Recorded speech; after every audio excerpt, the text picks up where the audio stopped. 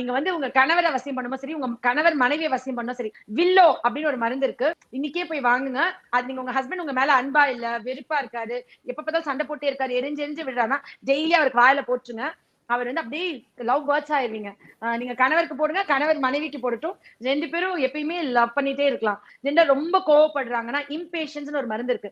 இப்போ என் மனைவி ரொம்ப கோவப்படுறா, இல்ல என் கணவர் ரொம்ப கோவப்படுறாருன்னா இம்பேஷன்ஸ் கொடுத்தா இந்த பொறுமை இல்லாதனம், பேஷன்ஸ் இல்லாம, அது குழந்தைங்கள்ல இருந்து பெரியவங்க வரைக்கும் யாருனாலும் கொஞ்சம் கூட பொறுமையே இல்ல அப்படின்னு சொன்னா அந்த இம்பேஷன்ஸ் கொடுக்கலாம். உலகத்துல எந்த நாட்டிலயாவது பூ கட்டி தலையில வச்சு எந்த கண்ட்ரில ஒரு பெண்ணையா நீங்க பாத்திருப்பீங்களா?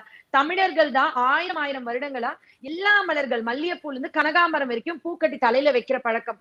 அந்த பூ வந்து ஒரு பாசிட்டிவிட்டி, ஒரு ஹாப்பினஸ், ஒரு பாசிட்டிவ் எனர்ஜி கொடுக்கும் அவங்களுக்கு. அதை தாண்டி இந்த வாசல்ல சாணியில பூசணி பூ தலையில வைக்க மாட்டோம். ஆனா பூசணிக்காவை திருஷ்டி சுத்தி உடைப்போம். பூசணி பூ மார்கழி மாசம் ஃபுல்லா நான் சாணியில வைக்கணும்னா என் வீட்டை சுத்தி பூசணி விதை நான் போட்டிருக்கணும். அதை போய் கடையில விலைக்கு வாங்க முடியாது. நான் வந்து பக்கா கிராமத்துல தான் பிறந்து வளர்ந்தேன். பொங்கல் டைம்ல என் அம்மா வீட்டை சுத்தி போய் நான் பூ பறிச்சுட்டு வந்து என் அம்மா கொடுப்பேன். அது வரதுக்கு முன்னாடி நாங்க அதை தூவி வச்சிருவோம். அந்த பூசணி உடைக்கும் போதே அதை எடுத்து வீட்டை சுத்தி தூவி வச்சிருவோம். அது பாட்டுக்கு வளர்ந்து இருக்கும். அந்த பூ எடுத்து வந்து சாணியில வைப்போம். ஏன்னா நம்மளுடைய வாழ்க்கை விட்டு அது பிரிஞ்சிடக்கூடாது, நம்ம மறந்துடக்கூடாது. ஒருத்தவங்களுக்கு மனசளவுல ஒரு சைக்காட்ரிக் ப்ராப்ளமோ, மன அழுத்தமோ, டிப்ரெஷனோ, ஏன் நீங்க கேக்குறீங்க, உடம்பு வலி அப்படின்னு சொன்னா வெள்ளை பூசணிக்காய் ஜூஸ் குடிச்சா அப்படியே சரியாயிரும். எவ்வளவு பெரிய பெயின் கில்லர்ஸ் போடுறத விட வெள்ளை பூசணிக்காய் நம்ம கிட்னி ஸ்டோன் பெயினுக்கு நிறைய பேர் தெரியும், இது எல்லாருமே யூஸ் பண்றதுதான்.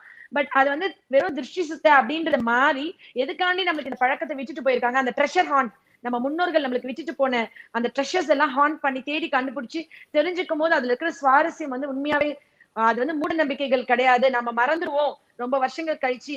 நம்மளோட பிள்ளைகள், கொள்ளு பேர பிள்ளைகள் இதை மறந்துடக்கூடாது, அவங்க வாழ்க்கை விட்டு பிரிஞ்சிடக்கூடாதுதான் சில பழக்கத்தை நம்ம ஸ்ட்ரிக்டா சொல்லி கொடுத்துட்டு போயிருக்காங்க. 4ல இருந்து அந்த 7 வயசுக்குள்ள குழந்தைங்க வந்து திடீர்னு ஏதாவது அதிர்ச்சி ஆயிட்டாங்க, ஷாக் ஆயிட்டாங்கன்னா அதுக்கப்புறம் திக்கி பேசுவாங்க. குழந்தைங்க எந்த குழந்தையுமே பிறக்கும் போது இருந்தே ஸ்டாமரிங் இருக்காது. After any shock or fright அதுக்கப்புறம் தான் திக்குவாங்க. அந்த திக்கி பேசுறதுக்கு ஹோமியோபதியில் நிறைய மருந்துகள் இருக்கு. ஆனா அந்த மாதிரி திக்கி பேசுறது பேட் எஃபெக்ட்ஸ் ஆஃப் ஷாக்குக்கு நான் இந்த மலர் மருந்துகள்ல இருந்து ஸ்டார் ஆஃப் பெத்லஹெம் அப்படின்னு ஒரு மருந்து இருக்கு, அதை தான் நான் வந்து எக்ஸ்ட்ராவா ஆட் பண்ணுவேன். ஆஃப்டர் எனி ஷாக் ஃப்ரைட், நம்மளுக்கே அது இருக்கலாம். ஒரு ஆக்சிடென்ட் பார்த்திருப்போம், யாராவது இறந்தவங்களை பார்த்திருப்போம், திடீர்னு வீட்டுல ஒரு டெத் நியூஸ் கேட்போம், ஒரு அதிர்ச்சியா இருக்கும். அப்போ டாக்டர் போய் சொல்லுவோம், டாக்டர் அந்த விஷயம் நடந்துச்சு, எனக்கு பயங்கரமா அதிர்ச்சி ஆயிடுச்சு, அன்னில இருந்து எனக்கு எதுக்கெடுத்தாலும் பயமா இருக்கு, இல்ல அன்னில இருந்து எனக்கு தூக்கம் இல்ல, அன்னில இருந்து எனக்கு பசி இல்ல, இல்ல அன்னில இருந்து எனக்கு வயிறு வலிக்குது, இல்ல அன்னில இருந்து எனக்கு மூட்டு வலிக்குது. ஆஃப்டர் எனி ஷாக் அதுக்கப்புறம் தான் இப்ப பிரச்சனை இருக்குன்னு சொல்றோம்னா அது பெரியவங்களா இருந்தாலும் சின்னவங்களா இருந்தாலும் இந்த ஸ்டார் ஆஃப் பெத்லஹெம் அப்படின்ற மருந்து நம்ம எடுத்துக்கணும். ஜென்ரலா ஸ்கூலுக்கு போகும்போது எல்லா குழந்தைங்களும் முதல்ல போய் காப்பி பண்ணிட்டு வர விஷயம் என்னவா இருக்கும்னா, பேரண்ட்ஸ் கம்ப்ளைண்ட் வந்து என் பிள்ளை நெகம் கடிக்குது. நெகம் கடிக்கிற பழக்கம் வீட்டுல இருக்கிற 3 வயசு வரைக்கும் இருக்காது. எல்கேஜி போன உடனே கொஞ்ச நாள் ஆகும் நம்ம அந்த நெகம் கடிக்கிற பழக்கத்தை அந்த பிள்ளைங்களை கட் பண்றதுக்கு. ஃபார் எக்ஸாம்பிள் சில குழந்தைங்க பென்சிலோட பின்பக்கம் கடிப்பாங்க. மேக்சிமம் ஸ்கூல் போற முதல் அந்த 3 வயசு 4 வயசு வரைக்கும் அது வரைக்கும் பென்சில் பின்னாடி எதிர்த்தாலும் பின்னாடி வைக்கிற பழக்கம் இருக்காது. ஆனா ஸ்கூல் போனோடனே யாரும் ஒரு குழந்தைய பார்த்துட்டு எல்லா பிள்ளைங்களும் மதர்ஸ் கம்ப்ளைண்ட் பண்ணுவாங்க, மேம் அந்த பின்னாடி பென்சில் பின்னாடி கடிக்கிறாங்க, இல்ல நெகம் கடிக்கிறாங்க.